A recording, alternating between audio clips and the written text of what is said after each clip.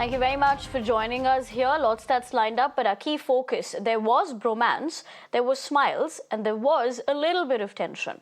When France's Emmanuel Macron met US President Donald Trump at the White House on Monday, both world leaders displayed their stark differences in their approach to Ukraine, despite each of them insisting that they wanted the same result. That is, peace.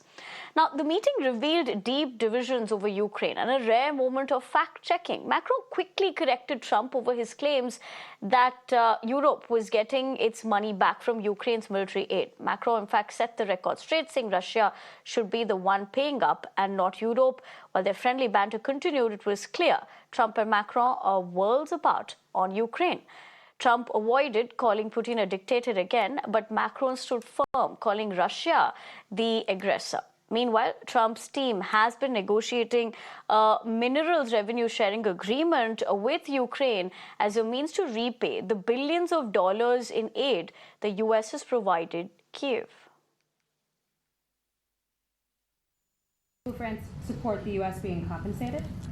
I support the idea to have Ukraine first being compensated because they are the ones to have lose a lot of their fellow citizens and being destroyed by these attacks. Second, all of those who paid for could be compensated, but not by Ukraine, by Russia, because they were the one to aggress.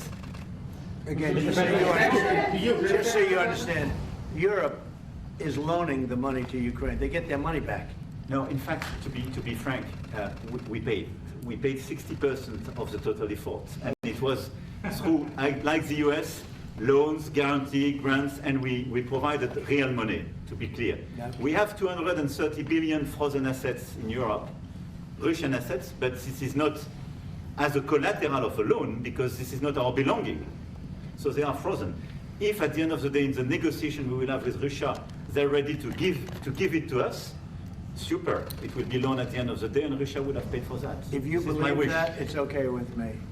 Mr. President, They get their money back, we don't, and now we do.